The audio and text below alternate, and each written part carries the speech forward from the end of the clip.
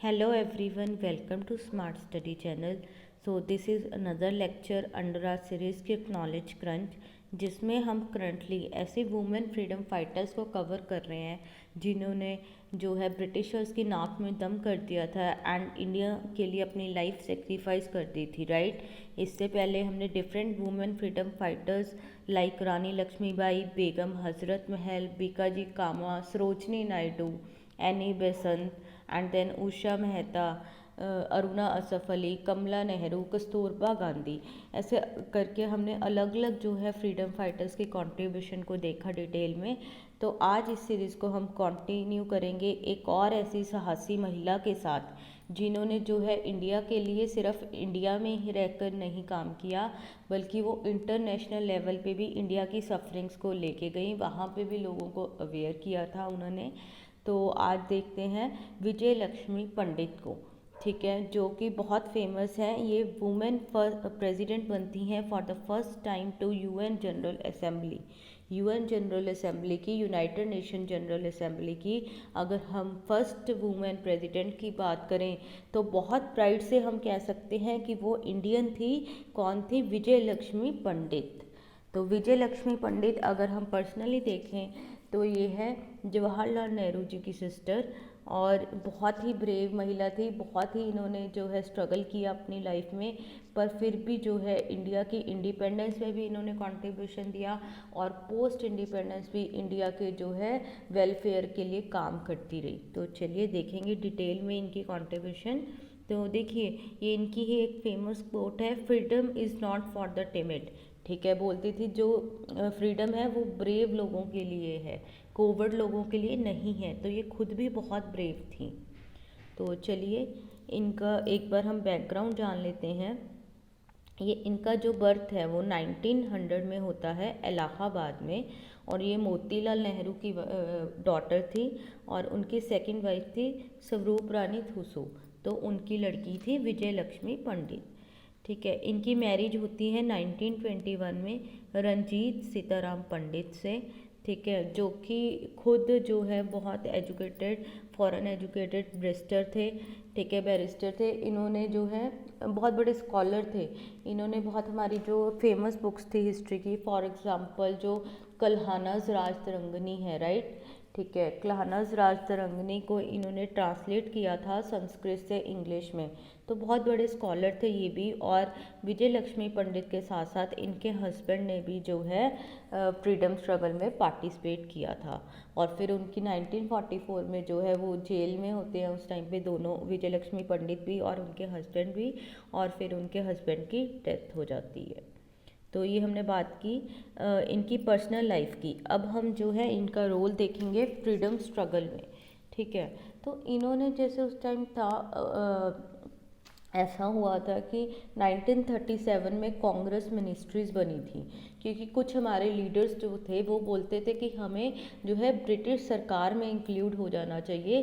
ठीक है, और अंदर से उनको खोखला करना चाहिए। उनकी जो भी गलत पॉलिसीज़ हैं हम उनको पास नहीं होने देंगे, उनके लेजिस्लेचर में जाएंगे।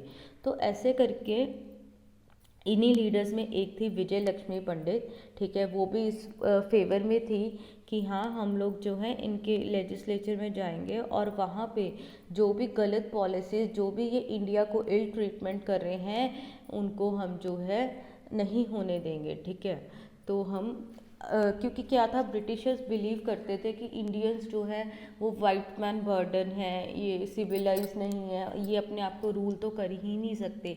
इसी के चलते जो है हमें इंडियंस को चैलेंज किया गया था। फिर मोतीलाल नेहरू ने जो रिपोर्ट भी निकाली थी, राइट, तो उन्होंने भी अपना एक पूरा हमारा ड्राफ्ट करके दिया था कि हाँ हम कैसे गवर्नमेंट अपनी चला सकते हैं। पूरा एक ड्राफ्ट कॉन्स्टिट्यूशन दिया था उन्होंने करके।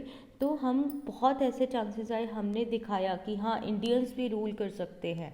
ब्रिटिशर्स की जो है आंखें खोली कि नहीं ऐसा नहीं है, आप हमें जो है इनकेपेबल समझ रहे हैं। और उसके साथ साथ जो इंडियन कॉमन मासेस थे उनको भी अवेयर किया गया कि देखिए हम भी जो है अपनी गवर्नमेंट, खुद की गवर्नमेंट इंडिया के लिए बना सकते हैं। तो ऐसे ही 1937 में कांग्रेस मिनिस्टर्स ने जो है 28 मंथ्स के लिए फंक्शन किया था, बट वो बहुत इम्पॉर्टेंट था और उसमें सिग्निफिकेंट पार्ट लिया विजय लक्ष्मी पंडित जी ने। तो चलिए देखते हैं इनका जो पॉलिटिकल कैरियर की बात करते हैं, वो 1934 में स्टार्ट हुआ।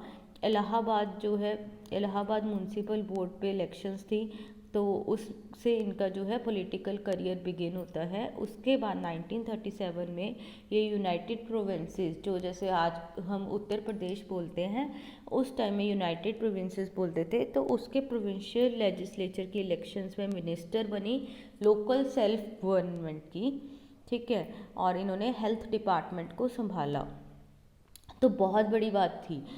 एक टाइम ऐसा था कि वुमेन को जो है बहुत स्ट्रगल करनी पड़ती थी, ठीक है, उनकी एजुकेशन भी नहीं प्रॉपर होती थी और उन्हें घर में रखा जाता था, ठीक है, कंजर्वेटिव व्यूज़ होते थे। तो हमारे लीडर्स जैसे गांधी जी थे, फिर हमारी वुमेन लीडर्स हुई सरोजनी नायडू, ठीक है, तो इन लोगों ने क्या किया, इन्होंने खुद भी पार्टिसिपेट किया और वुमेन को भी इंकरेज किया था, राइट, कि आप अपने घरों से निकले, इंडियन स्ट्रगल में पार्टिसिपेट कीजिए। तो ऐसे ही विजय लक्ष्मी पंडित जो थी, पहली ऐसी लेडी बन गई जो प्री इंडिपेंडेंट इंडिया में जिन्होंने कैबिनेट पोजीशन को होल्ड किया था। तो देखिए कितनी बड़ी इंस्पिरेशन थी महिला के लिए, कि कहीं तो आप घरों में बंद हैं, कहीं ये बाहर निकल के पॉलिटिक्स में, उस टाइम लेडीज़ का इतना अच्छा रोल नहीं था और उनको बहुत स्ट्रगल करना पड़ता था। अभी आज भी आप देखेंगे, आज हमारी कंडीशंस इतनी इम्प्रूव हो गई हैं, फिर भी देखते हैं पॉलिटिक्स में लेडीज़ फिर भी थोड़ा नंबर अगर देखें हम कम है, राइट। तो उस टाइम तो बहुत मतलब मेल डोमिनेंट था पॉलिटिक्स हमारा, तो लेडीज़ को बहुत स्ट्रगल करना पड़ता था। पर विजय लक्ष्मी पंडित का करियर इतना अच्छा रहा और वो हमेशा एक हिम्मत के साथ जो है वो बनी रही, अपनी रिस्पॉन्सिबिलिटीज़ को फुलफ़िल करती रही। और उस टाइम, ठीक है, सारे जो स्टीरियोटाइप्स थे, गर्ल्स को प्रॉब्लम्स होती थी फेस करनी, ठीक है, उनको घरों में रखा जाता था वुमेन को, तो वो सब जो है फेस करती हुई वो स्ट्रांगली विजय लक्ष्मी पंडित अपनी जर्नी उन्होंने कंटिन्यू की। और फिर वो इतनी फियर्स थी, इतनी ब्रेव थी कि ब्रिटिशर्स उनसे डरते थे, इसीलिए जो है उनको अलग अलग टाइम पे अरेस्ट किया गया, 3 टाइम को उनको अरेस्ट किया गया, 1932-33 में, 40 में, 42-43 में। देखिए कितना मतलब उन्होंने तहलका मचा दिया था कि वो 3 बार जो है फ्रीडम स्ट्रगल में अरेस्ट हुई। फिर उसके बाद उन्होंने, जैसे वो देखिए हमने बात की कि वो वुमेन राइट्स की बात करती थी, ठीक है, वुमेन वेलफेयर की बात करती थी, तो उन्होंने ऑल इंडिया वुमेन कॉन्फ्रेंस जो हुई थी 1941 और 43 में, वहाँ पे भी वो प्रेसिडेंट बनी और उन्होंने जो है वुमेन के राइट्स के खिलाफ जो है राइट्स के लिए आवाज़ उठाई, ठीक है, वुमेन का जो इल ट्रीटमेंट होता था उसके खिलाफ आवाज़ उठाई। तो हमेशा ये अपनी लाइफ में वुमेन वेलफेयर के लिए इन्होंने वर्क किया, चाहे प्री इंडिपेंडेंस देख लीजिए, चाहे आप पोस्ट इंडिपेंडेंस देख लीजिए, ठीक है। फिर एक ये देखिए ये काम किया, दूसरा इन्होंने बहुत इंपॉर्टेंट दोस्तों काम किया, क्या था वो इन्होंने इंडिया की सफरिंग्स को इंटरनेशनल लेवल पे लेके गई, ठीक है, बताया नेशनल लेवल पे जाके कि कैसे इंडियंस जो है सफ़र कर रहे हैं ड्यू टू ब्रिटिश रूल, ठीक है, तो बाहर तक इन्होंने आवाज़ उठाई। ये जैसे फॉर एग्जांपल ये 1945 में पैसिफिक रिलेशंस कॉन्फ्रेंस हुआ था, वहाँ पे इंडियन डेलीगेशन की तरफ से गई, ठीक है, और वहाँ पे और भी बड़े बड़े लीडर्स थे, for example B Shiva Rao थे, ठीक है, बी शिवा राव आप बताएं किस चीज़ के लिए फेमस है, मेंशन कीजिएगा। तो वहाँ पे इन्होंने बात की कि सेकेंड वर्ल्ड वार तो हो जाएगी, ठीक है, हम उसमें पार्टिसिपेट करेंगे, उसके बाद कैसे होगा वर्ल्ड, उसके बाद इंडिया का क्या हाल होगा। अब क्या था, जैसे 1937 में कांग्रेस मिनिस्ट्रीज रही, राइट, कांग्रेस मिनिस्ट्रीज ने बहुत इंपॉर्टेंट वर्क्स करे, ठीक है। सबसे पहले तो वही था कि ब्रिटिशर्स को दिखा दिया था कि हम किसी से कम नहीं हैं, हम भी रूल करना जानते हैं, हम भी अपनी गवर्नमेंट को संभाल सकते हैं, तो बहुत बड़ी बात थी ये। दूसरी बात, लोगों में उन्होंने जो है एक इंकरेजमेंट प्रोवाइड करी लोगों को कि हाँ देखिए हम खुद की गवर्नमेंट चला सकते हैं, हमें ब्रिटिशर्स की ज़रूरत नहीं है। और ये जो इंकरेजमेंट थी ये कहीं ना कहीं क्विट इंडिया मूवमेंट पे बहुत यूज़फुल रही थी, क्योंकि वहाँ पे हमारे मेजर लीडर्स तो अरेस्ट हो गए थे, तो वो एक मास मोमेंटम की ज़रूरत थी और वो बना रखा क्योंकि उनको इंकरेजमेंट मिली थी 1937 के इलेक्शंस के बाद। ओके दोस्तों, और फिर देखिए क्या होता है, जब भी हमारी मिनिस्ट्रीज़ बनती हैं उन्होंने बहुत इंपॉर्टेंट वर्क्स किए। फॉर एग्जांपल जो है उन्होंने हरिजन्स के वेलफेयर के लिए काम किया, ठीक है। सारी जो लोकल गवर्नमेंट थी वो संभाली, ठीक है। पब्लिक सैनिटेशन, वेलफेयर, इन सब हेल्थ के लिए काम किया। और फिर जो भी गवर्नमेंट के बैन्स होते थे, अननेसेसरी बैन्स ऑन रिपोर्ट्स, ठीक है, ये पब्लिश नहीं करना, ऐसा नहीं वैसा नहीं, तो वो सब इन्होंने रिमूव करवाए। तो ऐसे करके, और उनकी जो भी कोई गलत वो पॉलिसीज़ पास करना चाह रहे थे तो ये पास नहीं होने देते थे। तो ऐसे करके इनका रोल बहुत इम्पॉर्टेंट रहा था। बट उसके बाद 28 मंथ से इन्होंने रूल किया। फिर जब है सारी मिनिस्ट्रीज़ ने 1930 मिनिस्टर्स ने 1939 में रिज़ाइन कर दिया। विजय लक्ष्मी पंडित भी साथ में थी, क्योंकि हमें जो इंडिया को ब्रिटिशर्स ने वॉर में जो है इन्वॉल्व कर लिया था, सेकेंड वर्ल्ड वॉर में, हमारी मर्ज़ी जाने बिना। हमने नहीं कहा था कि हमें वॉर में पार्टिसिपेट करना है, उन्होंने नहीं पूछा, हमारे सोल्जर्स को हमें ऐसे ही पार्टी बना लिया था वॉर में। तो इसी के खिलाफ जो है कांग्रेस मिनिस्टर्स ने रिज़ाइन कर दिया था। पर फिर भी वो जो 28 मंथ्स का रूल था तो बहुत इम्पॉर्टेंट था ये, ठीक है। तो क्या होता है, यहाँ पे सेकेंड वर्ल्ड वॉर के बाद की जो है कंडीशंस को डिस्कस करती हैं और बताती हैं कि इंडिया का क्या स्टेटस रहेगा, उसकी बात करती हैं। फिर उसके बाद 1945 में ये सैन फ्रांसिस्को जाती हैं, ठीक है। वहाँ पे भी यूएन चार्टर की कोई कॉन्फ्रेंस होती है, उसको पार्टिसिपेट करती है उसमें। और जो भी हमारी कॉलोनीज, इंडिया हो गई, ठीक है, ब्रिटिशर्स के अंडर, ठीक है, साउथ अफ्रीका वगैरह, तो ये बताती हैं कि कॉलोनीज़ को कैसे सफ़र किया जा रहा है, मतलब इम्पेरियलिज्म के बहुत खिलाफ बोलती हैं कि हाँ कैसे यहाँ के लोगों को जो है ब्रिटिशर्स अपनी हुकूमत चला रहे हैं, कैसे उनको जो है बुरा ट्रीटमेंट दे रहे हैं, ठीक है, उनके राइट्स की बात करती हैं। तो देखिए सिर्फ इंडिया में नहीं काम करी, वो फॉरेन पे जाके भी जो है इंडिया के वेलफेयर, इंडिया के राइट्स की बात कर रही हैं। तो ऐसे करके फिर उसके बाद कॉन्स्टिट्यूएंट असेंबली की जब फॉर्मेशन होती है तो उसमें भी ये अचीवमेंट्स, जो इनकी अचीवमेंट रहती है, क्योंकि उसमें सिर्फ 15 वुमेन को सिलेक्ट किया गया था कॉन्स्टिट्यूएंट असेंबली के लिए, ठीक है। और ये जो है यूनाइटेड प्रोविंसेस से इलेक्ट होती है कॉन्स्टिट्यूएंट असेंबली के लिए, तो ये भी बहुत बड़ी बात थी। फिर उसके बाद ये देखिए, ये तो इंडिपेंडेंस में फ्रीडम स्ट्रगल में इन्होंने पार्टिसिपेट किया। पोस्ट इंडिपेंडेंस भी ये जो है इंडिया को इंटरनेशनल लेवल पे कंटिन्यू करती रही अपने पॉलिटिकल करियर में। और बहुत सारे कंट्रीज़ की ब्रांड लाइक एम्बेसडर बनी है, सोवियत यूनियन, मेक्सिको, यूएस, ठीक है, फिर आयरलैंड, यूके, अलग अलग कंट्रीज़ की एम्बेसडर बनी, इंडिया को वहाँ जाके रिप्रेजेंट किया, ठीक है। फॉरेन रिलेशंस को इस्टेब्लिश किया इंडिया की, क्योंकि देखिए इंडिपेंडेंस हुई उसके बाद इनिशियल फेज में बहुत ज़रूरी था कि कैसे हम और कंट्रीज़ के साथ अपने रिलेशंस मेंटेन करते हैं, राइट, क्योंकि इंडिया नया नया आज़ाद हुआ था। और उसमें विजय लक्ष्मी पंडित ने बहुत ज़्यादा इम्पॉर्टेंट वर्क किया, जबकि उनको बहुत बहुत स्ट्रगल करनी पड़ी थी। देखिए क्या होता है, 1944 में उनके हस्बैंड जो है अरेस्ट हो जाते हैं, ये भी अरेस्ट होती है।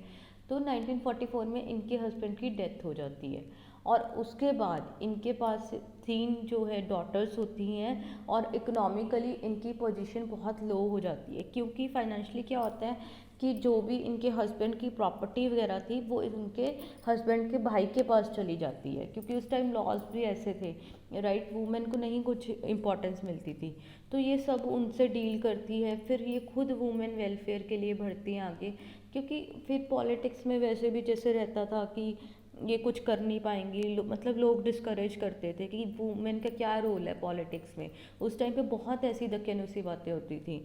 पर फिर भी जो है विजय लक्ष्मी पंडित जो है हमेशा हमें जो है एक प्राइड वाली फीलिंग दिलाती रही हैं। इन्होंने हमेशा, इतना इनका लॉन्ग पॉलिटिकल करियर रहा, उसमें जो है इंडिया को फॉरेन में भी रिप्रेजेंट किया, हमारे फॉरेन रिलेशंस को एज अ सक्सेसफुल डिप्लोमेट इन्होंने जो है मेंटेन करके रखा, ठीक है। तो बहुत गौरव की बात है ये।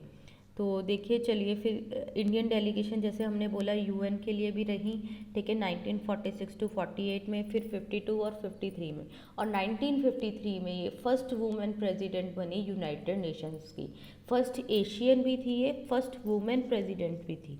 बहुत मतलब कितनी देखिए मतलब हमें मतलब प्राइड फील करना चाहिए कि हमारे देश से कोई लेडी यूएन तक पहुंची, वहाँ की प्रेसिडेंट बनी, ठीक है। तो उसके बाद जैसे हमने बात की डिफरेंट डिफरेंट कंट्रीज़ की ये एम्बेसडर रही थी सोवियत यूनियन की 1947 में, फिर उसके बाद 1949 टू 1951 यूएस की एम्बेसडर रही, फिर मैक्सिको की, ठीक है। उसके बाद यूके की भी हाई कमिश्नर बनी 1954 से 61 तक, एंड बाद में आयरलैंड की। इसके बिना फिर ये गवर्नर भी बनी है महाराष्ट्र की फ्रॉम 1962 टू 1964, ठीक है। उसके बाद क्या होता है फिर ये जो जवाहरलाल नेहरू होते हैं हमारे पीएम होते हैं, उनकी डेथ हो जाती है, फिर ये उनकी जगह जो है मेंबर ऑफ पार्लियामेंट बनती हैं उनकी सीट से 1964 टू 1968, ओके। उसके बाद 1968 के बाद ये रिटायरमेंट ले लेती हैं पॉलिटिक्स से, ठीक है। कुछ इनके अपने पर्सनल रीजंस होते हैं और ये रिटायरमेंट ले लेती हैं। बट फिर बाद में क्या होता है, जब इंदिरा गांधी का टाइम आती है, इंदिरा गांधी कौन हुई, इनकी नीस हुई, राइट, ठीक है, क्योंकि डॉटर थी वो जवाहरलाल नेहरू की, तो इनकी नीस थी, भतीजी थी इनकी। उनका जब टेन्योर आता है तो वो एमरजेंसी इम्पोज करते हैं, राइट, 1975 टू 77 जो एमरजेंसी का पीरियड होता है, तो उसमें बहुत ज़्यादा एक डिक्टेटर की तरह बनने लग जाती हैं मतलब इंदिरा गांधी, कि हाँ जो इंदिरा गांधी ने बोल दिया वही होगा। तो इनको कहीं ना कहीं ये बातें गलत लग रही होती हैं, ठीक है। वो बोलते हैं हम फ्रीडम के लिए लड़े हैं और अभी हम फ्रीडम ही नहीं दे पा रहे अपने देशवासियों को, राइट। तो वो इस चीज़ के खिलाफ आती है, मतलब वो नहीं देखती रिलेशंस को उस टाइम पे कि मेरी भतीजी है, नहीं, वो दोबारा से पॉलिटिक्स में आती हैं और इनके खिलाफ जो है प्रोटेस्ट करती हैं, क्योंकि वो बोलती हैं कि इसी फ्रीडम के लिए तो हमने बात की थी, ऐसा तो देखा ही नहीं था हमने इंडिया की ऐसा होगा। और फिर उसके बाद जो है इंदिरा लूज भी कर जाती है दोबारा इलेक्शंस पे, और फिर जनता पार्टी आती है थोड़ा टाइम, तो तब भी ये देखिए मतलब अपने देश को पहले रखती हैं, ना कि पर्सनल रिलेशंस की बात करती हैं। तो पूरा ऑल ऑफ द लाइफ, ठीक है, ऑल ऑफ हर लाइफ उन्होंने जो है इंडियन इंडिपेंडेंस हुआ, फिर उसके बाद इंडिया का पोस्ट इंडिपेंडेंस जो अच्छा स्टेटस, मतलब सब उसके लिए ही काम किया, इंडिया के लिए ही काम किया इन्होंने, ठीक है। तो उसके बाद 1978 में यूएनएचआरसी, ठीक है, United nation human rights commission है, जो ह्यूमन राइट्स की बात करते हैं इंटरनेशनल लेवल पे, कोई भी ह्यूमन सफरिंग्स वगैरह होती हैं, ठीक है, जेनोसाइड्स वगैरह, वहाँ पे भी इंडिया को रिप्रेजेंट किया इन्होंने। तो अलग अलग डेलीगेशन बनी, अलग अलग जो है इंटरनेशनल कॉन्फ्रेंसेस पे, ऑर्गेनाइजेशंस पे, ठीक है, और हमारे जो है फॉरेन रिलेशंस को इन्होंने as a successful diplomat establish किया। तो ऐसे करके इन्होंने जो है हमें बहुत ज़्यादा हमारे इंडिया की जब बात आती है, चाहे इंडिपेंडेंस हो चाहे पोस्ट इंडिपेंडेंस इंडिया हो, तो बहुत सिग्निफिकेंट कंट्रीब्यूशन दिया था विजय लक्ष्मी पंडित ने, जो जवाहरलाल नेहरू की सिस्टर हैं, ठीक है।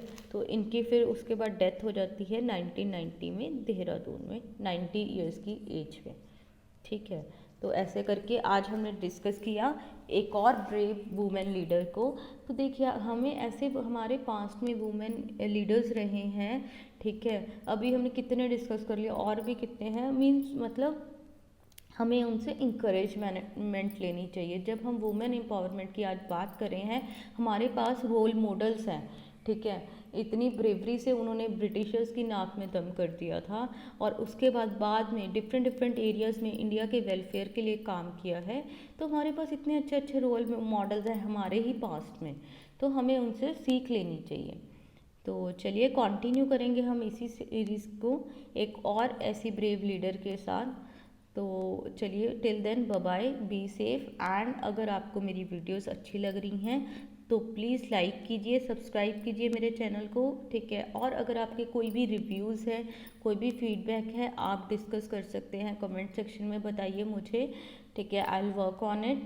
और अगर आपकी और कोई भी मतलब आपको किसी और टॉपिक पे वीडियो बनवानी है, आप वो भी बता सकते हैं। मेरा टेलीग्राम और मेरा व्हाट्सएप ग्रुप भी जो है लिंक पे मैंने दिया हुआ है, तो आप वो भी ज्वाइन कर सकते हैं, वहाँ पे मैं एडिशनल अपडेट्स देती रहती हूँ, ठीक है। ठीक है। With respect to government exams कोई इंपॉर्टेंट कंटेंट वगैरह मैं शेयर करती रहती हूँ वहाँ पे डेली बेसिस पे। एंड उसके बिना जो है आप मेरी इग्नू की भी सीरीज़ चल रही है MA हिस्ट्री की, MHI 1, तो आप वो भी देख सकते हैं। उस पर भी मैंने डिफरेंट सोर्सेज रेफ़र किए हैं, तो वो सिर्फ इग्नू के लिए नहीं, वो और भी कॉम्पिटिटिव एग्ज़ाम्स चाहे UPSC लगा लीजिए, स्टेट सिविल सर्विसेज, तो सबके लिए बहुत इंपॉर्टेंट है, तो वो भी आप एक बार देख सकते हैं। तो चलिए फिर मिलेंगे हम नेक्स्ट लेक्चर में। Till then bye bye.